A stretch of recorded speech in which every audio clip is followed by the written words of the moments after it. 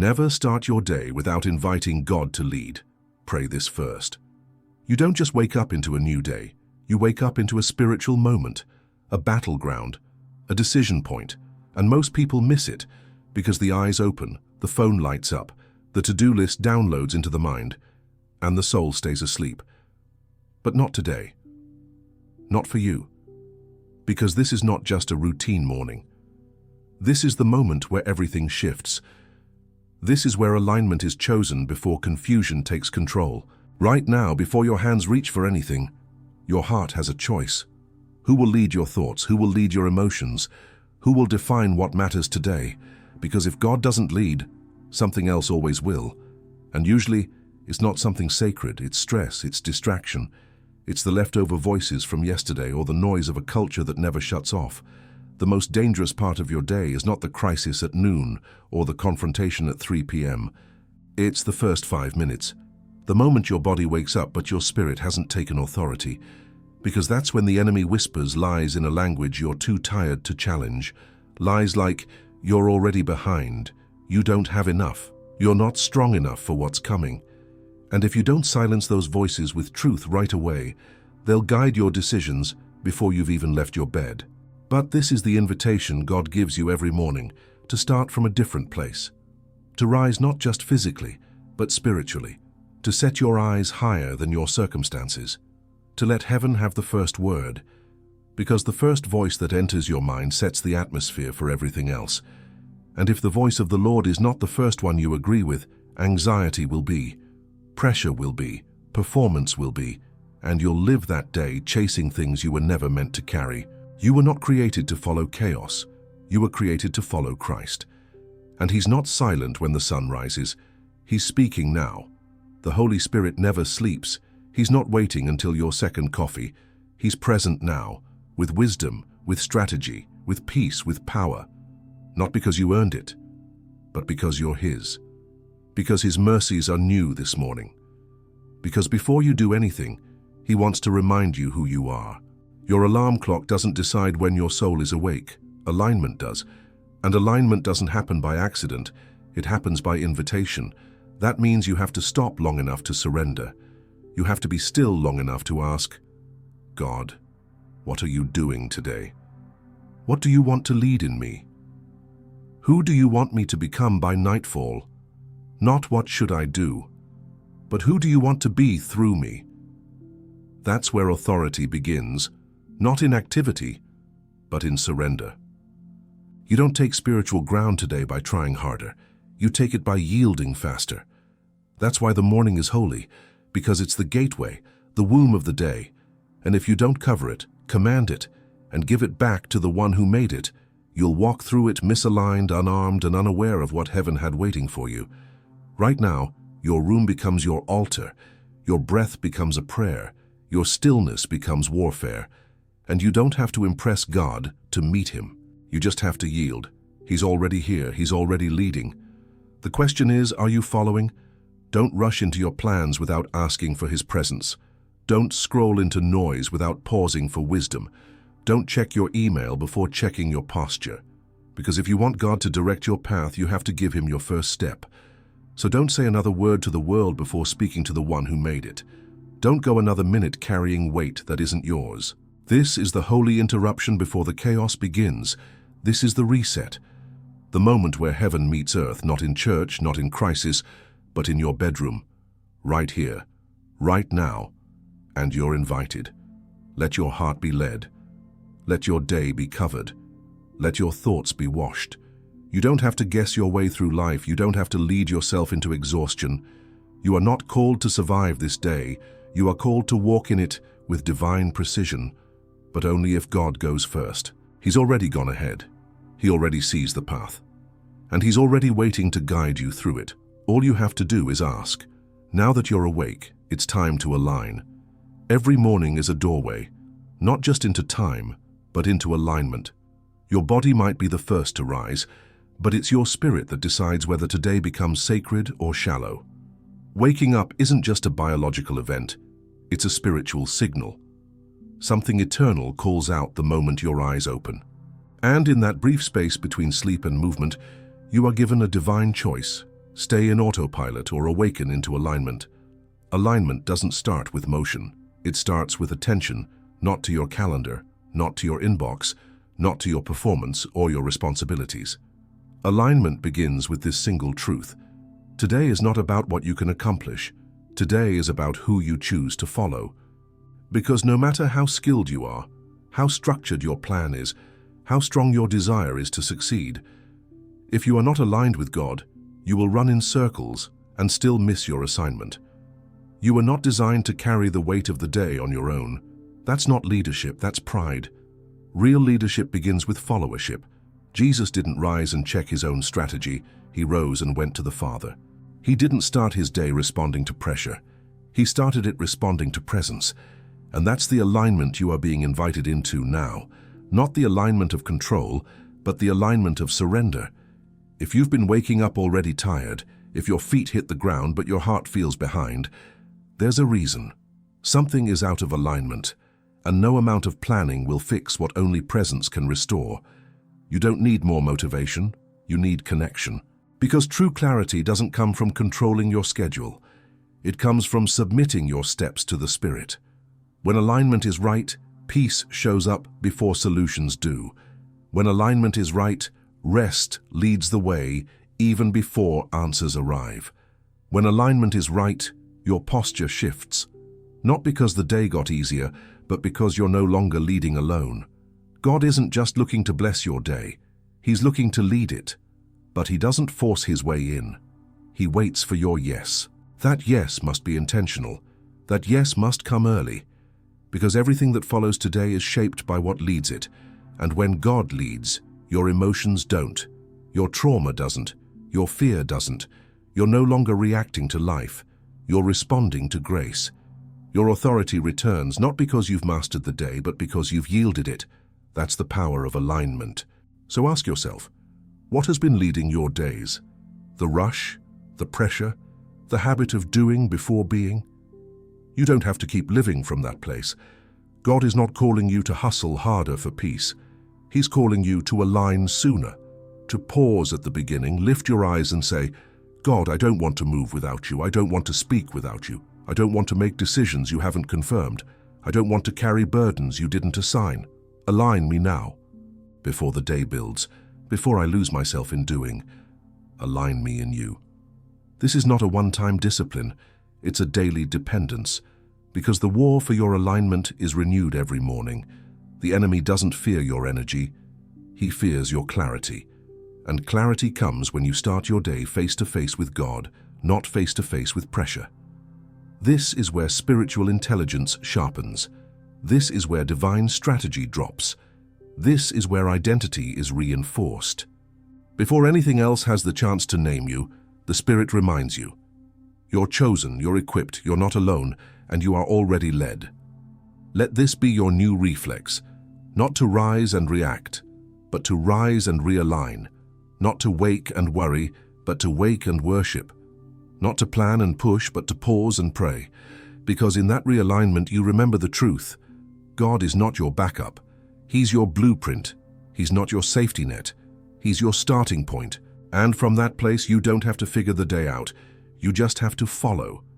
This is what it means to awaken into alignment. Not to have all the answers, but to yield to the one who does. Not to lead the day with your strength, but to follow the day with his Spirit. And when that happens, you stop surviving mornings. You start commanding them. The most dangerous hour of your day is the first one. Not because of what might happen outside, but because of what begins forming inside. Before the world even speaks, your thoughts begin. Your emotions stir. Your atmosphere begins to take shape, and the direction of your day starts to solidify before you've even left the bed. That first hour doesn't just reveal what you believe, it decides what you'll follow. And that's why it's so dangerous, because in that hour your soul is open, your mind is soft clay, your spirit is impressionable, and if God doesn't fill that space first, something else always will.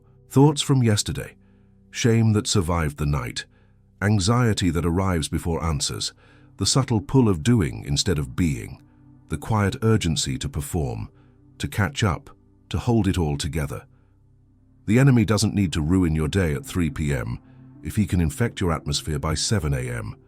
Because if your first agreement is fear, you'll spend the rest of the day reacting to problems that haven't even happened.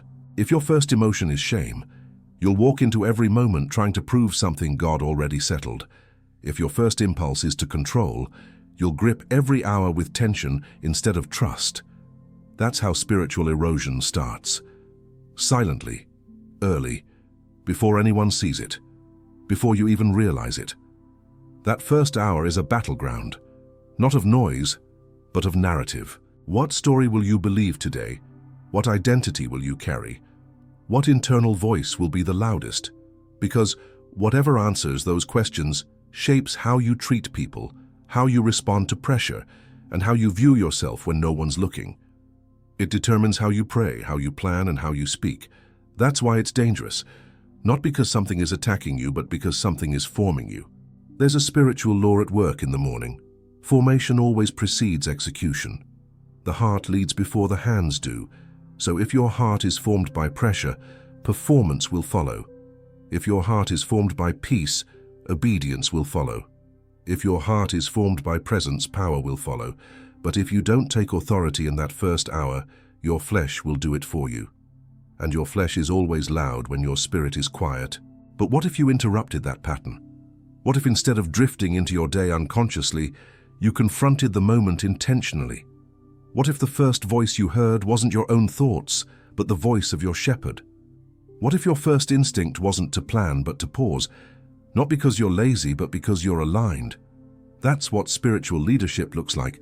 Not starting strong by the world's standards, but starting surrendered by heaven's standards. There's no such thing as a neutral morning. If you're not actively placing Jesus on the throne of your first thoughts, something else is already sitting there. Maybe it's fear, maybe it's pressure, maybe it's your to-do list. But whatever owns your focus owns your direction. And whatever owns your direction eventually owns your fruit. This hour doesn't have to lead you. You can lead it. You can claim it. You can anoint it. You can build an altar in it. You can cover it in worship. You can fill it with the word. And in doing so, you're not just starting your day. You're establishing spiritual dominance over the invisible war that most people sleep through. You're not just having quiet time. You're commanding the atmosphere. You're evicting fear. You're silencing lies. You're reminding your soul who's in charge. That kind of intentionality doesn't just make you feel better, it makes you spiritually dangerous. Because once you realize how powerful that first hour is, you stop giving it to chance. You stop offering it to your phone. You stop allowing the world to rush in before heaven has spoken. And you begin to live differently, not just with more peace, but with divine clarity. You know who you are, you know who's leading, and that becomes the foundation under every decision you make. The most dangerous hour is no longer dangerous when it's surrendered, when it's claimed, when it's consecrated. And once you've learned to meet God there, first early, holy, you won't ever want to start your day another way again. There's a moment every morning when you make one of the most spiritually important decisions of your day, and most people don't even realize it. It happens in less than 10 seconds. Your eyes open, your hand reaches, and without thought, you grab the phone. Notifications blink, messages load, headlines scream, social feeds spin.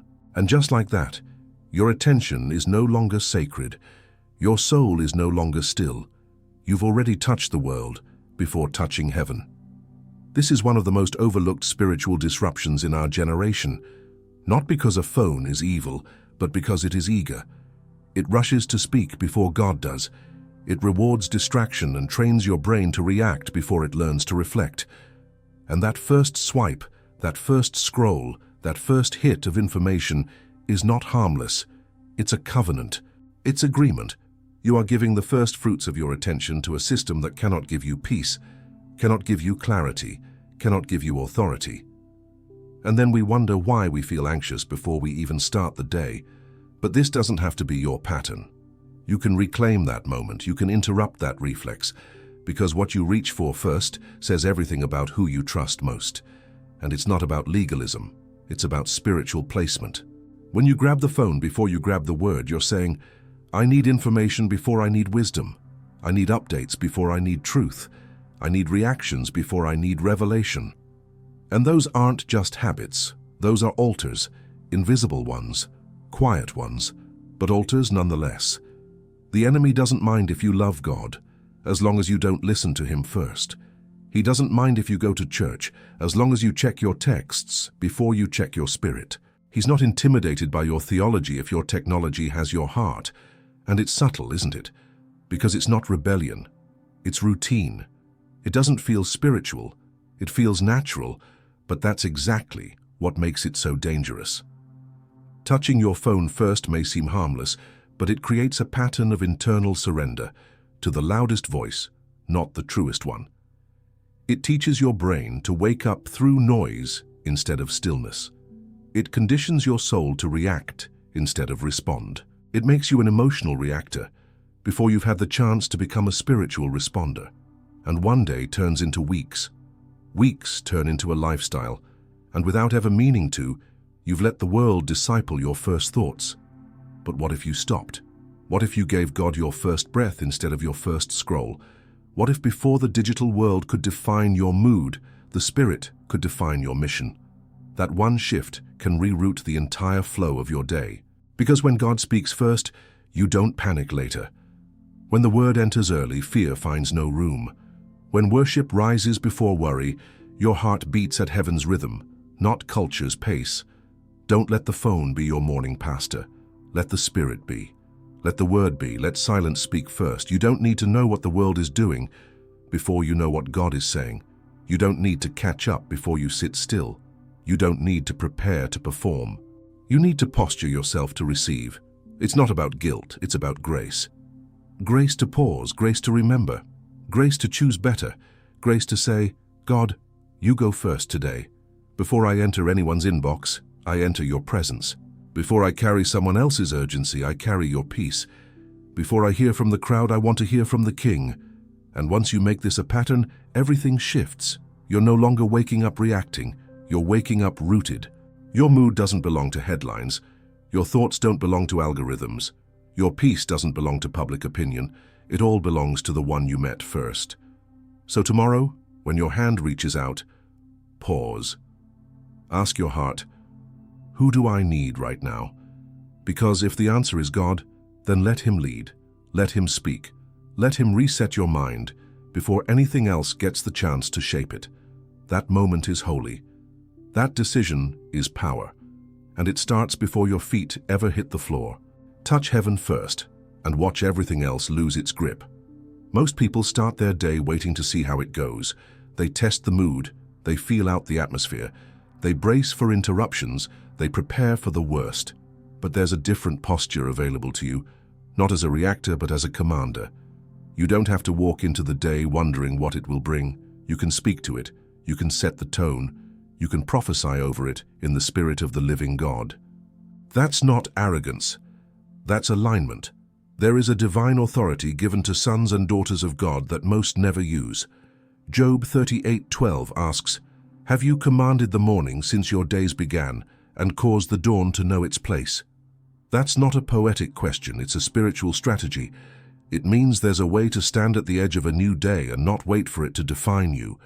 You can define it. By the word of God, by the truth of your identity, by the promises he's already made over you.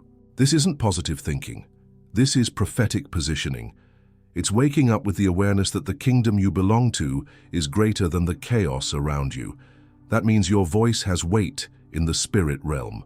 That means what you declare early shapes what you walk in later. That means before the enemy has a chance to plant fear, you've already planted truth. To command the morning doesn't mean barking into the air. It means speaking what God has already said with full conviction and no apology. It means taking the authority Jesus died to give you and using it to build spiritual walls, cast vision, and set boundaries over your time, energy, mind, and calling. It means telling your soul how to feel. It means telling your fear where to go. It means telling your body how to submit. It means reminding darkness that it does not own the hours ahead. You have the power to speak life into your environment. You have the power to bless your home, your thoughts, your work, your family, before the world has a say. You don't need to wait to see what happens to decide how to feel. You can tell the morning what kind of day it will be. not based on weather, not based on emotion, but based on the reality of who your God is. Commanding the morning is not about control, it's about covenant.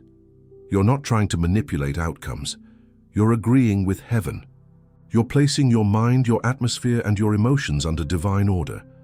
You're standing in your identity before anything else has the chance to redefine it.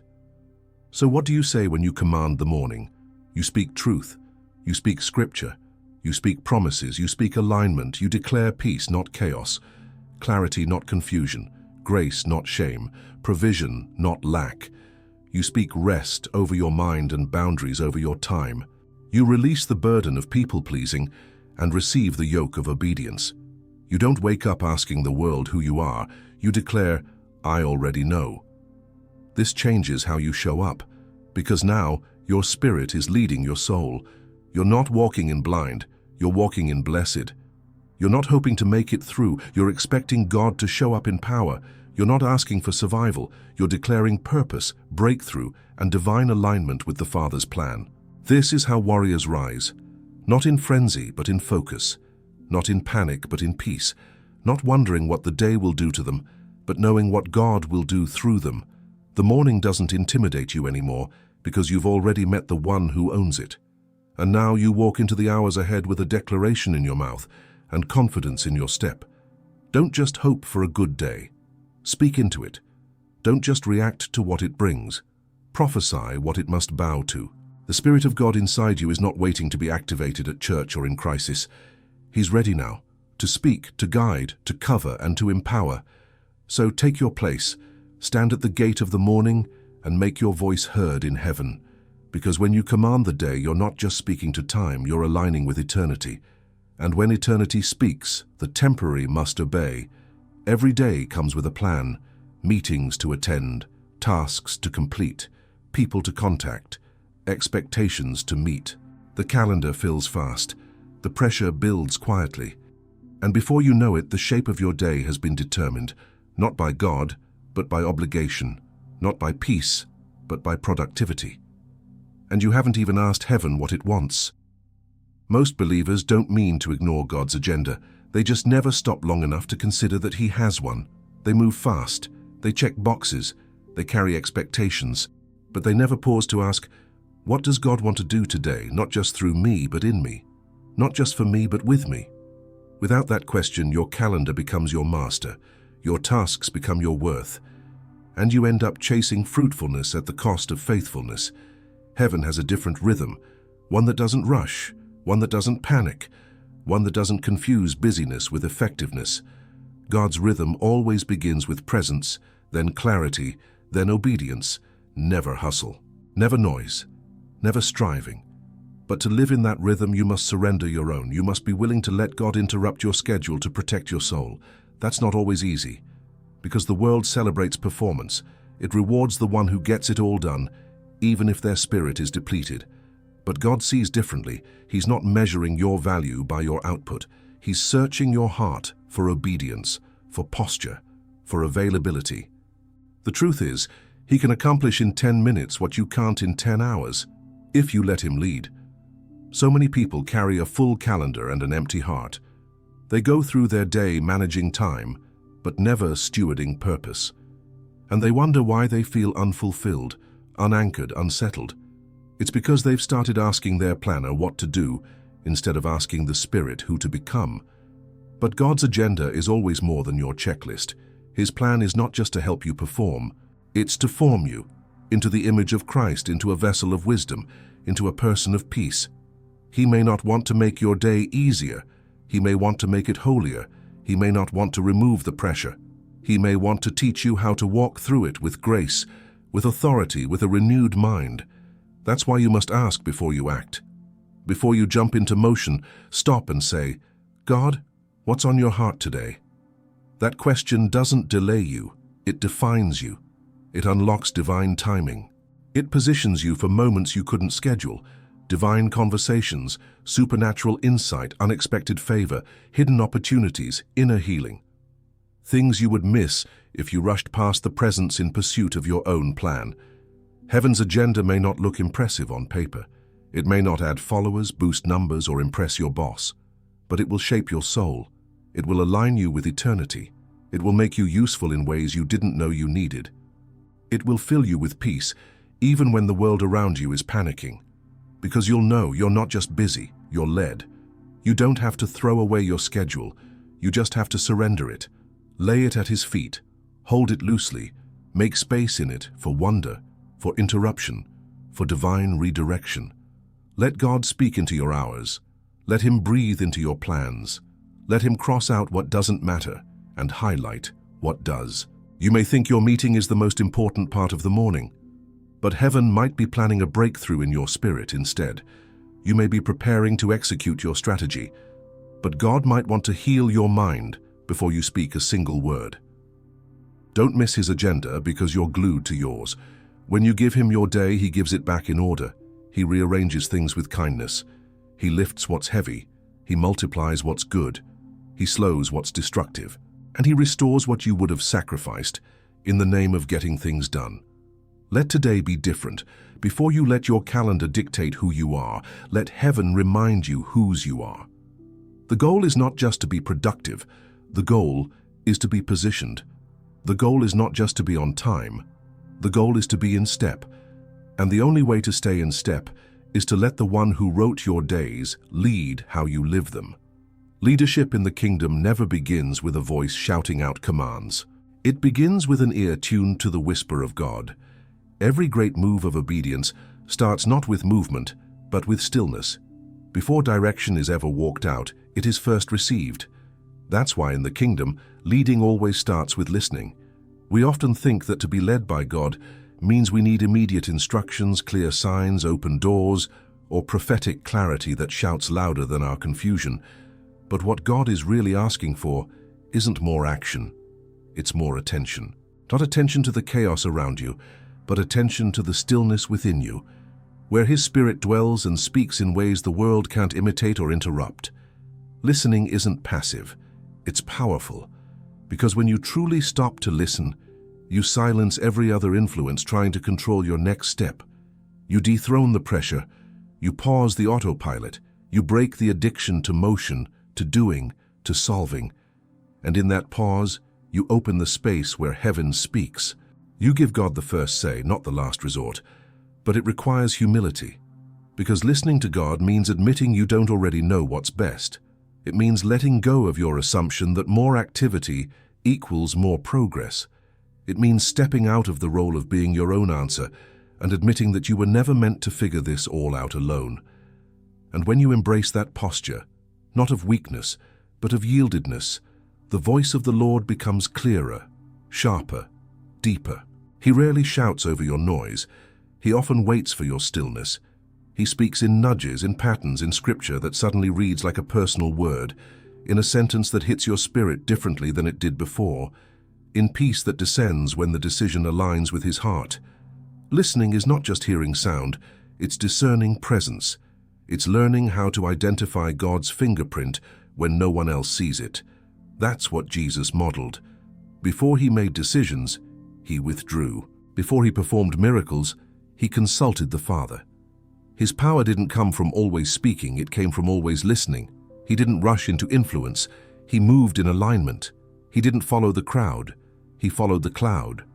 And it was in quiet communion that His authority was formed and sustained. What if you gave yourself permission to do the same? What if you stopped expecting clarity to come through volume and let it come through stillness? Not every answer you need will come in the first minute, but the peace you need can come in the first pause. And sometimes that's the only clarity required, peace that passes understanding, peace that leads even when instructions haven't arrived yet. You might be looking for a word from God, but what He might be offering first is space to hear Him, not because He's hiding, but because your life might be too loud, and He loves you too much to shout over the noise you weren't meant to carry anyway. He speaks where there's room, and listening makes room. The moment you stop trying to lead yourself, your heart becomes a landing place for His guidance.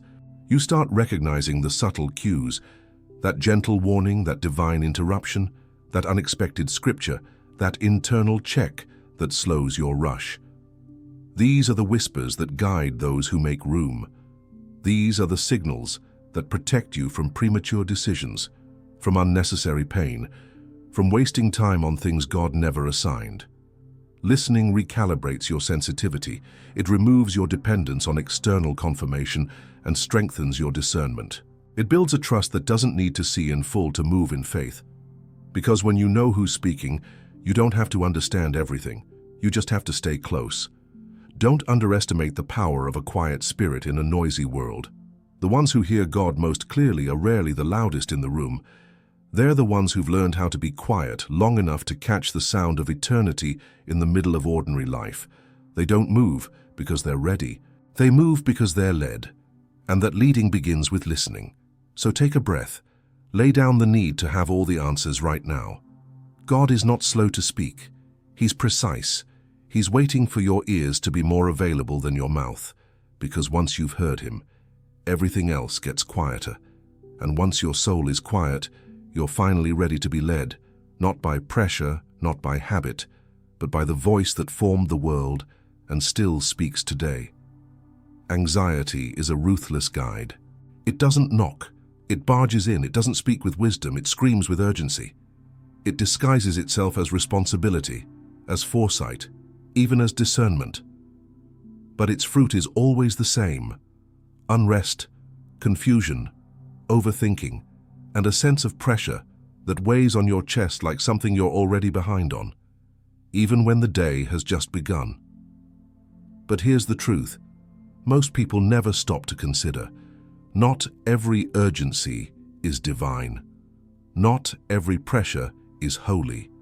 Not every heavy thought is from heaven. And if you don't learn to pause and discern, you will start following anxiety like it's your personal GPS. It will direct your decisions. It will shape your relationships. It will cloud your perspective, and it will cost you peace. Anxiety has a voice, and if you don't challenge it, it will become the loudest one in the room. It says things like, "You better figure it all out today." What if this falls apart? You're running out of time. You're going to regret this. And if you don't stop long enough to weigh those voices against the Word of God, you'll start thinking that fear is wisdom and that stress is leadership. But God never leads with panic. He doesn't rush you to the edge and say, "Decide now or lose it all." That's the language of anxiety. The voice of the Lord leads differently. His leading is weighty, but it's not heavy. His guidance is urgent in purpose, but never frantic in tone. And once you know the difference, you'll stop moving just because you feel pressured. You'll start moving only when you're positioned in peace. This is why the image of Israel in the wilderness is so important. God led them with a cloud by day and fire by night. They didn't get to decide when to move. They watched the cloud. And when the cloud moved, they moved. When the cloud stayed, they stayed. That was spiritual formation. That was dependence. And that's your invitation today, to stop following the signal of stress and to start following the cloud of God's presence. But following the cloud requires discipline. You have to stop looking at what everyone else is doing. You have to release your obsession with outcomes. You have to be willing to look foolish for waiting when everyone else is rushing. You have to trust that peace is a signal, not just a feeling. Because sometimes peace will tell you to wait when pressure tells you to go. Sometimes peace will say, "Not yet," when everything in your timeline is shouting, "Now." Don't let your calendar become your compass. Don't let cultural pace override spiritual wisdom. The fastest route isn't always the faithful one. The popular path isn't always the protected one. And just because something feels urgent doesn't mean it's ordained. God is not bound by your clock. He's not impressed by your grind. He's not pacing heaven, wringing his hands over your deadlines. He's leading with intention, not intimidation. And when you surrender to his timing, you receive not just direction, you receive divine immunity from unnecessary detours. You get covered. You get clarity. You get capacity you didn't know you had. The enemy wants you to believe that stillness is laziness, that waiting is wasting, that peace is passive. But heaven knows better. Stillness is strength under control. Waiting is warfare when it's rooted in trust. And peace is a position, one that protects you from the emotional erosion that comes from following everything except God. So before you make that call, before you accept that offer, Before you respond out of fear, ask yourself, is this the cloud moving, or is this just my anxiety screaming? Because the Spirit does not co-labor with fear. He does not confirm your panic. He does not bless decisions born out of restlessness. He leads with peace. He moves with grace. He waits for your ear to be more tuned to His presence than your own pulse. When you follow the cloud, you move at the speed of heaven. You enter rooms at the right time. You speak words that carry authority. You discern situations with clarity that confuses the world. And even when things get hard, you know you're not off track because you didn't get there by following stress. You got there by following God. That's the goal. Not just to be effective, but to be led. Not just to make moves, but to make moves that matter. And that starts by letting go of every voice that doesn't sound like your shepherd. You don't need fear to keep you focused. You need faith to keep you aligned.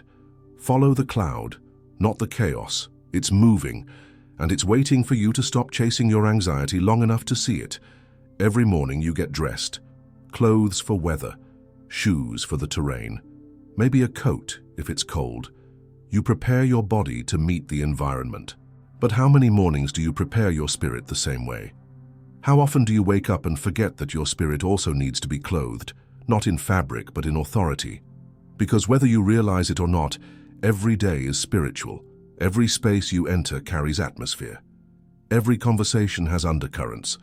And if you walk into it uncovered, you risk being formed by what you were meant to transform. There is a mantle over your life, a spiritual covering, a divine weight of assignment and identity that God places on His sons and daughters. It's not based on your mood. It's not tied to your feelings.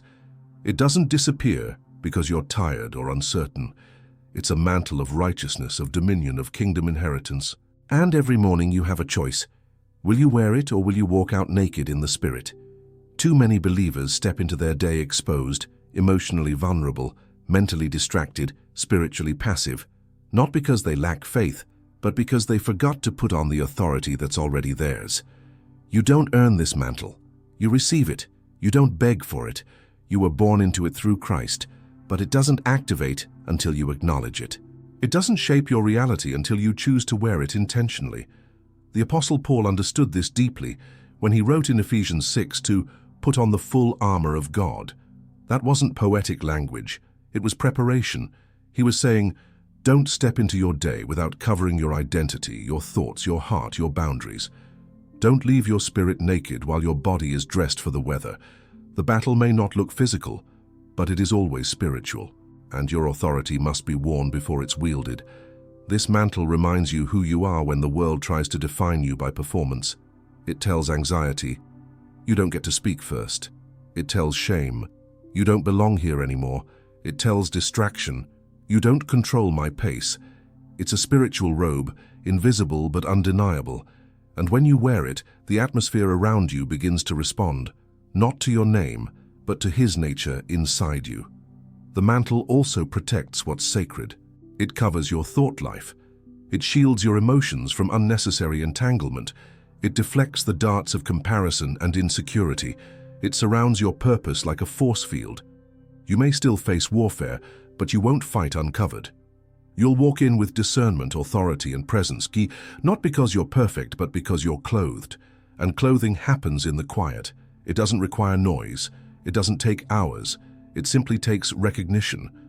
A moment where you stand before God and say, before I do anything today, I put on the authority you've given me. I step into my identity. I wear the righteousness of Christ. I cover my heart in peace, my mind in truth, my steps in obedience. I won't walk into this day exposed. I am covered, I am commissioned, I am called. When you carry that kind of awareness, even your posture changes. Your shoulders don't carry the weight of the world. Your words carry wisdom. Your decisions carry discernment. You don't chase validation. You release kingdom. You don't walk into rooms trying to be enough. You walk in already knowing that the one who is more than enough lives within you. This isn't about performance. It's about preparation. And preparation always precedes manifestation. You don't need to wait until the world gets loud to remember who you are. You start the day with that knowing. You lead from it. You rest in it. You fight from it. And when opposition comes, you don't shrink. You stand. Not in pride, not in fear, but in the confidence of someone who is spiritually dressed and aware. So tomorrow, before the noise starts, before the stress kicks in, before you check the list or answer the call, stand still. Close your eyes and put it on. The mantle is waiting, heaven is watching, and the world will feel the difference when you enter covered by the presence and power of God.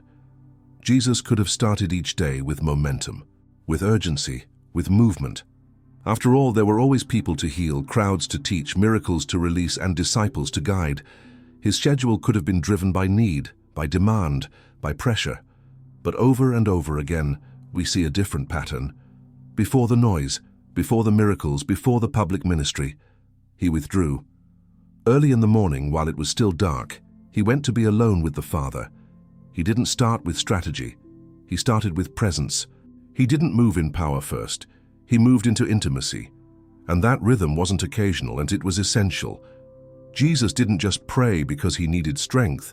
He prayed because he longed to be aligned, to be saturated in the voice of the one who sent him, to be refreshed by the very source of his identity. That was his secret. Not the crowds, not the miracles, not the sermons. It was the quiet place, the secret place, the early place. Mark 1:35 says, "Very early in the morning, while it was still dark, Jesus got up, left the house and went off to a solitary place where he prayed." It wasn't just discipline, it was devotion. And in that space, Jesus received what the day would require. Not just direction, but spiritual clarity. Not just answers, but alignment. Because to lead well, you must first follow well. And he modeled that for us with every sunrise. How often do we try to do the opposite? We start with our own thoughts. We move into the day with our own logic, our own plans, our own resources. And when things begin to unravel or feel heavy, we pause and ask God to fix what we never invited him to lead. But what if we stopped using God as a spiritual consultant and started walking with him as our daily compass? What if we built our day around the presence, not just invited him into the gaps? Jesus didn't rush out the door, hoping to perform well enough to prove who he was. He had nothing to prove because he had already been with the Father. The approval was settled. The voice from heaven had already declared, "This is my beloved Son, in whom I am well pleased." That truth fueled every step. And when you receive that same assurance, you walk into the day with identity instead of insecurity. You lead with love instead of people-pleasing. You obey out of intimacy instead of obligation. When you start with the Father, you don't have to scramble for affirmation later. You don't need to grasp for peace in the middle of chaos because you already anchored your spirit before it began. You don't need to manufacture purpose. You move in it naturally. Because you've already sat with the one who knows what the day holds and has already gone ahead of you. Jesus didn't model this rhythm for himself. He modeled it for us. He wanted us to see that strength is birthed in surrender, not in hustle. That divine strategy flows from stillness, not from pressure. That if he, the Son of God, needed time alone with the Father to remain aligned, how much more do we? If he needed to withdraw from the noise to return in power, then we will never sustain kingdom impact by rushing through mornings disconnected from the source. This isn't about adding a checkbox to your morning routine. It's about reframing what starting your day even means. Your day doesn't begin with your to-do list. It begins with your posture. With the question, whose voice will shape me today? And if your answer is the Father's, then your steps will follow. Your words will carry his tone. Your presence will carry his peace, and your actions will echo his heart. This is how Jesus moved, not as a lone hero, but as a faithful son.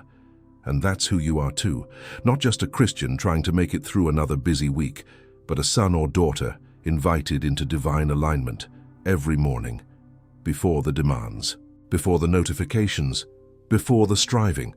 So tomorrow, don't just wake up, rise in pursuit, leave the noise behind. Go to the secret place, sit with the Father. Let him remind you who you are, where he's leading, and what you don't need to carry. Because the most powerful thing you can do today isn't found in what you accomplish, it's found in who you started with. Every new morning is a door, but too often we try to walk through it, carrying the weight of yesterday. We carry yesterday's words, yesterday's failures, yesterday's emotions, and yesterday's confusion. And we try to build a new day on a foundation still stained by what came before. No wonder so many people wake up already exhausted. Not because they didn't sleep, but because they never spiritually let go. But here's the truth. You can't walk into freedom while still agreeing with shame. You can't walk in peace if you're still rehearsing pain. You can't receive today's mercy while gripping yesterday's failure. And if you don't learn how to break spiritual agreements with your past, your future will always feel heavier than it's supposed to. God's mercies are new every morning, but they're not automatic in your experience. They must be received. And to receive, you must first release. You have to release the inner dialogues still echoing from yesterday's disappointments. You have to release the guilt of what you didn't say, or what you wish you hadn't said. You have to release the outcome you couldn't control, the door that didn't open, the prayer that felt unanswered. Not because those things don't matter, but because they were never meant to follow you into the new. Spiritual agreements aren't always loud. Sometimes they sound like subtle internal vows. I'll never be enough. That always happens to me. I can't trust people again. I guess that's just who I am. These thoughts, once accepted, become strongholds, and every time you agree with them, you strengthen the grip of yesterday on your soul today. But that grip can be broken, not by willpower, but by truth, not by striving, but by surrender. Jesus never asked you to drag your shame into a new morning. He already carried it to the cross. He never designed you to carry regret like armor. He calls you to wear righteousness like a robe, but you can't wear both. You must choose, and the choice is made in moments just like this, when you decide that your mind doesn't belong to old pain anymore, that your identity doesn't belong to what didn't work, that your emotions don't belong to what they said, or what you didn't do, or what you couldn't fix. This is the beauty of kingdom rhythm. You don't have to earn a new beginning. It arrives with every sunrise, but it takes courage to receive it.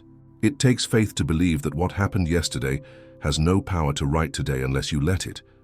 And it takes maturity to say, that was real, but it's not mine anymore. You may have to forgive yourself again. You may have to forgive someone else, not because they deserve it, but because you don't want to live in bondage to their choices. You may have to admit, that broke me, so that Jesus can finally begin to heal what you've been pretending didn't matter. Because healing never comes where honesty hasn't been welcomed. There is a version of you that doesn't flinch when old memories surface.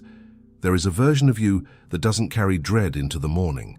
There is a version of you fully present because you've stopped dragging your yesterday into your today. And that version of you is available now. But you must lay down the chains. You must call out the lies. You must speak life louder than regret. Start by saying this with your heart, even before your mouth. I break agreement with shame. I break agreement with fear. I break agreement with the belief that I am too far gone. I break agreement with the voice that says I missed it forever. I break agreement with bitterness, with unforgiveness, with delay, with despair. I no longer live in what was. I walk in what is and what is coming. You don't have to wait for a new year to begin again. You don't need a miracle to start walking in freedom. You just need to let go of what God already freed you from and stop inviting yesterday into places it no longer has authority to live. When you break these agreements, even silently, something shifts. The weight lifts, the fog clears.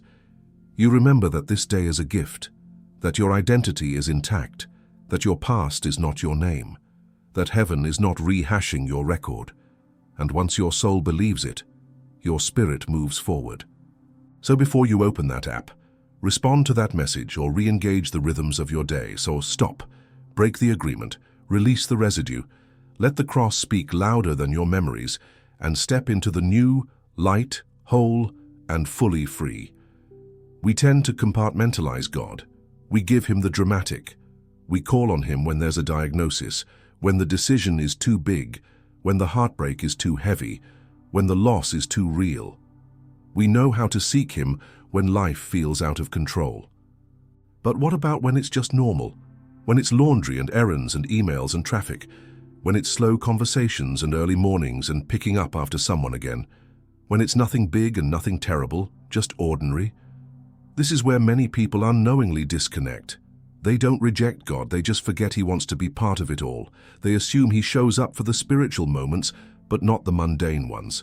But that's not the God of Scripture. He walked in gardens. He ate at tables. He cooked breakfast on a shore. He noticed the quiet offerings, the small gestures, the whispers of faith.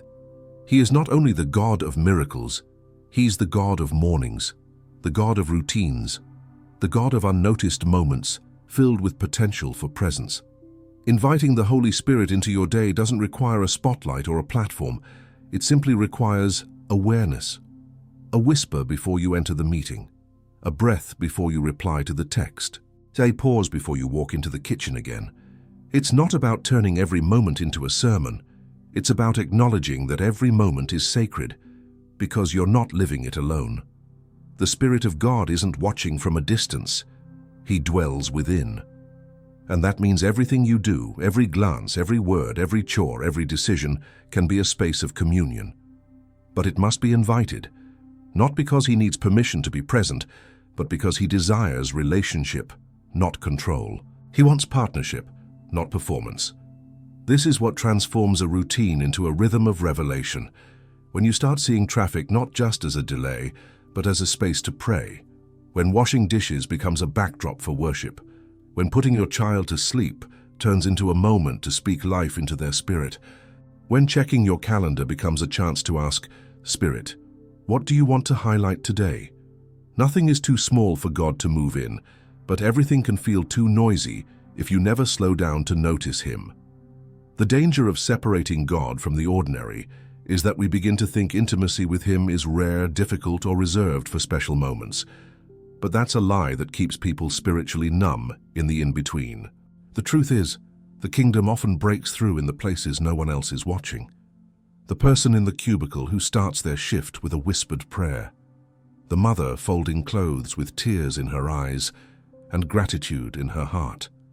The student who asks the Holy Spirit for focus before opening a textbook.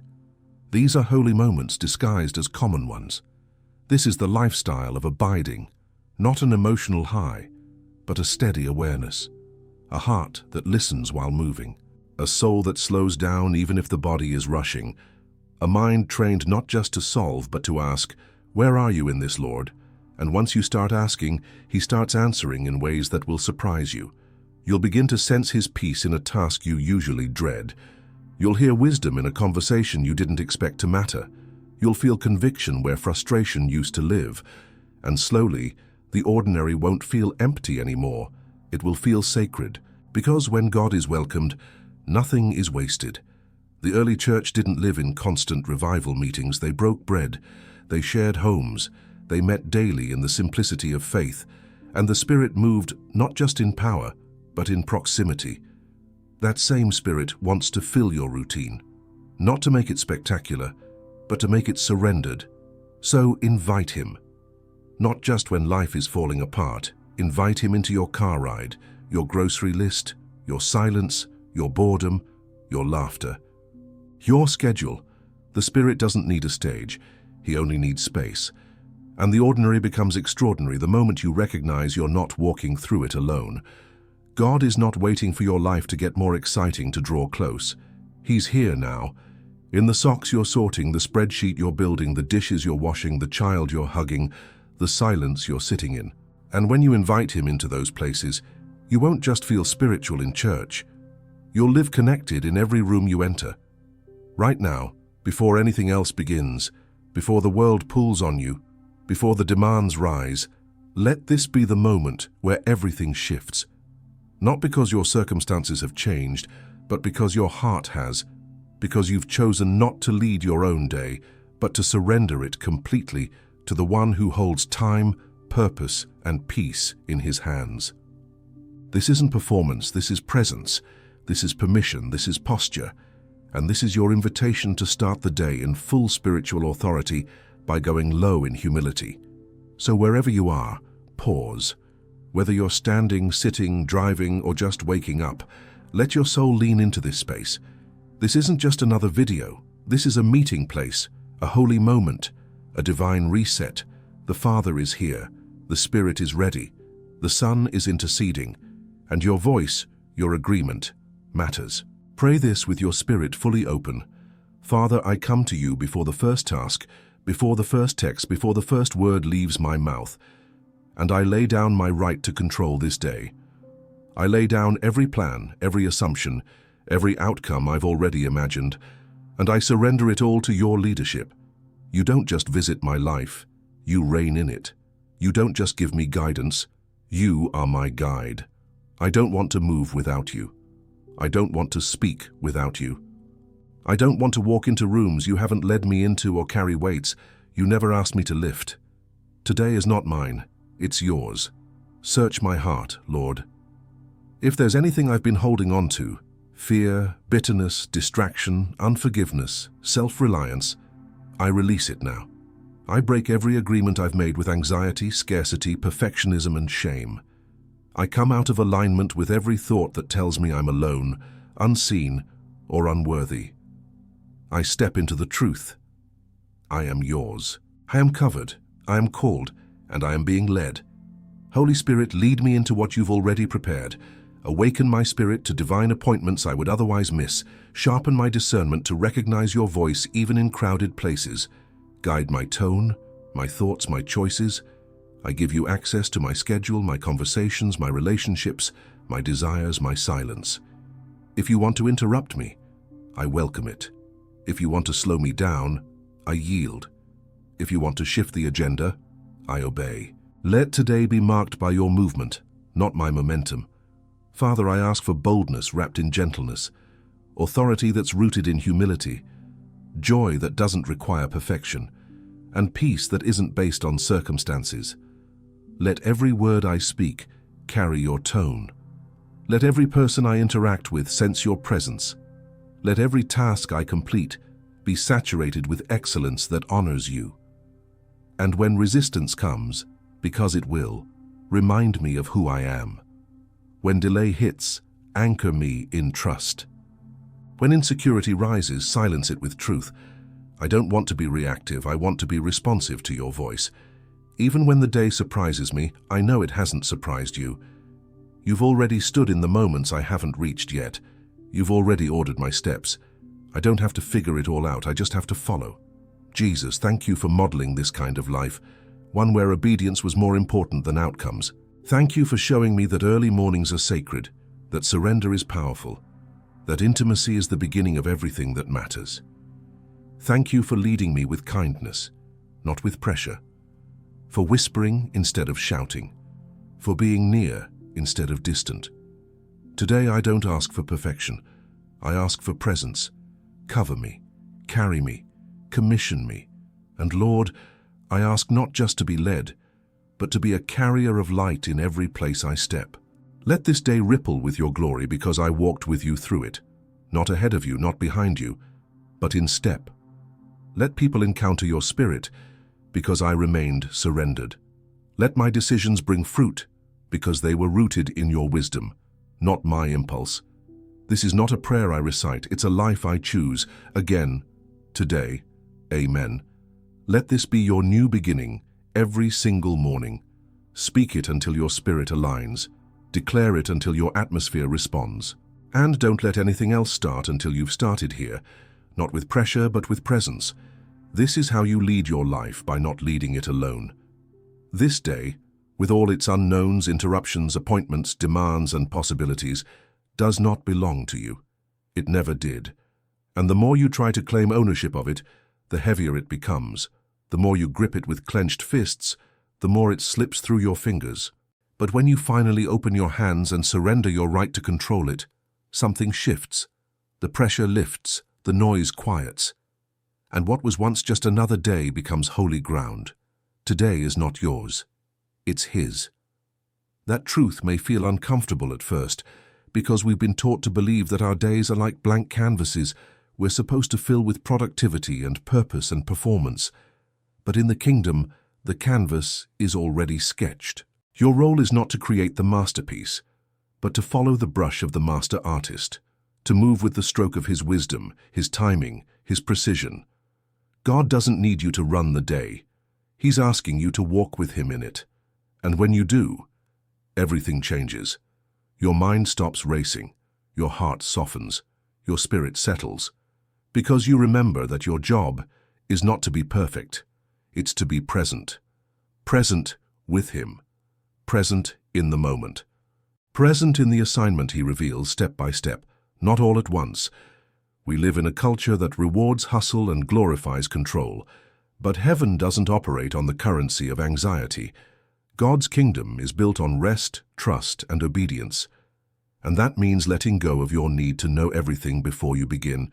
It means laying down the idol of productivity and picking up the posture of dependency, not laziness, not apathy, but spirit-led faithfulness.